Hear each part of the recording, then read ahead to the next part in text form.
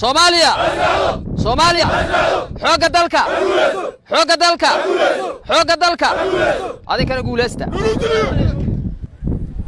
saraakiil xigeenada alifleyda iyo dableyda ciidanka xooga dalka Soomaaliyeed waxaan sidoo kale u mahad celinayaa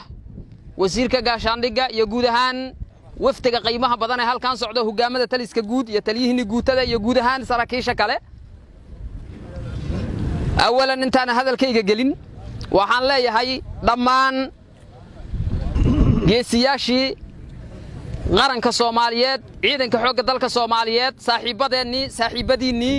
ku shahiiday intii ay ku jireen jihaadka iyo halganka ay kula jireen nimanka argagixisada Ilaahay u naxariisto in Allah inta nooga dhaawacantana Allah subhanahu wa ta'ala caafimaad ha siiyo inta kadib aad iyo aadan ugu faraxsanahay runtii saakiinan hortiidna soo istaago meelo badan aan hore ugu soo kulannay meeshii koobaad nooma ahan meeshii ugu dambaysana nooma aha doonto ciidanka Ilaahay meelo kale ayaan ku kulmi doonaa iyo maalmo kale iyo waqtiyo kale oo aad u macaan badan waxaan rabaa inaan idinkaga mahad celiyo dhammaan waajibaadkii qaranka iyo shaqooyinka adkay ee aad soo qabateen meelihii kala duunaa marxaladii kala duunaa aad ku soo qabateen runtii ururkan halkan fadhiya mudana wasiir wuxuu nagu leeyahay xusiis gaar ah waxaan u malaynayaa inta badan ayadoo ciidanka xooga dalka Soomaaliyeed oo yahay ciidanka xooga dalka Soomaaliyeed mas'uuliyad midu ay saaran tahay waajibaad midana ay fulinayaan haddana colalka ciidanka xooga dalka Soomaaliyeed waxa jiraya hawlaha ay qabteen iyo sida geesinimada lahay u qabteen mararka qaar koor unidya aan qalbigaaga ka go'in halka unidka fadhiya ee ururka saddexaad ee gorgor waa ururkii ay argagixisadu isku dayeen 3 Abriil 2021 inay ku weeraraan gobolka Shabeellaha Hoose gaar ahaan Awdheegle waxaan wali qalbigeena ka go'ayn casharkii aad meeshaas ugu dhigteen qof walba idin kamid ahuna waa xusiista Allahu Akbar inta aan ogahay haddaan iga dib looga soo diray hal qof oo dibla kuma jiriyo ururkan Sooma ya yes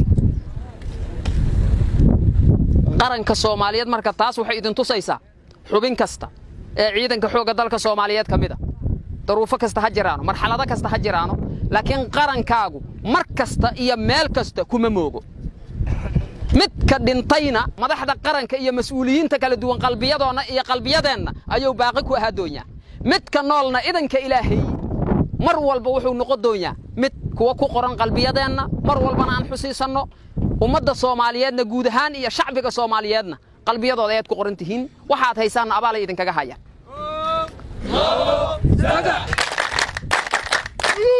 annagana waxay noo tahay runtii sharaf muwaadinka ama qofka muwaadinka Soomaaliga ama bini'aadmiga ah waxa uu bixiyo ee uu hibeeyo dalkiisa ee uu hibeeyo dadkiisa waxa ugu qaalisan waa naftiisa iyo dhigiisa wax ka dambeeya miyaa jira runtii dhammaanteenba waxaan ku faraxsanahay xubin kastoo naga mid ah inay go'aansatay garwaaqsatay laga maarmaana ay tahay inuu qarankiisa u hibeeyo naftiisa inuu bulshadiisa u hibeeyo dhigiisa u daadiyo si ay u helaan nabad si ay u helaan xaslooni iyo kala dambayn si ay u helaan amni ay ku jiiftaan guryahooda si ay ugu noolaadaan sharaf iyo cisi iyo karaamo oo ay meel walba ku joogaan si ay u nabad galaan naftooda iyo maalkooda waxaad ogtiin cadawga argagixisada ah ummadda Soomaaliyeed dhibaatooyinka uu ku haayo ayadoo aanay jirin cid oo kala soocayo hooyo aabe waayeel caruur cid walba waxaan rabaa inaan idinku bogaadiyo dhammaan hawlaha aad ku jirtaan waxaan u baahanahay inaan sii xoojino waxaan u baahanahay inaan xusiisnaano waxa aan ku jirno inay cibaado yihiin waxaan rabnaa tii Allah subhanahu wa ta'ala nagu waajibiyana inaan ku darno laakiin daqiiqad kasta iyo talaab kasta ee aad qaadaan waxa idin kaga socda ajir iyo xasanad waayo ma jiro interest gaar ah aan leena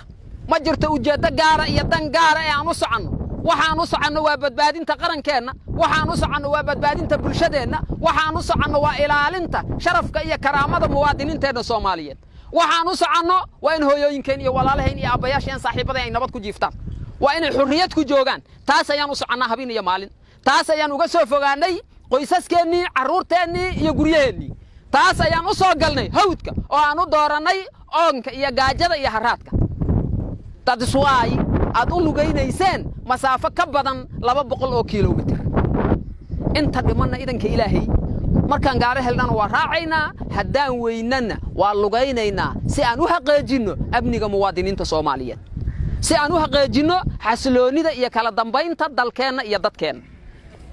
si aan u xaqeejino annaga naftirkeenu in aan gaarsiino wadankeena inaan ku noolaano si xurriyada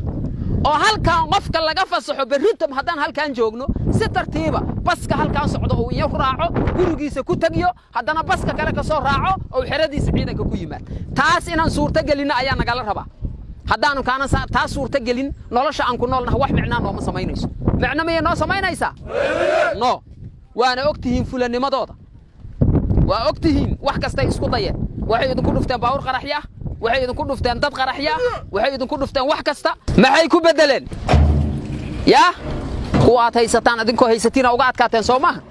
ya meel kasta ee ay joogaan marka nuucaas waa kaliya waxa naga dhimano waa inaan uga daba tagno meel kasta oo ay joogaan aad iyo aad ayaan runtii mar labaad iyo mar saddexaad ku faraxsanahay inaan wajiyadiina arko idanka ilaahay abaalmarinadiinu way isdaba joogi doonaan kii hore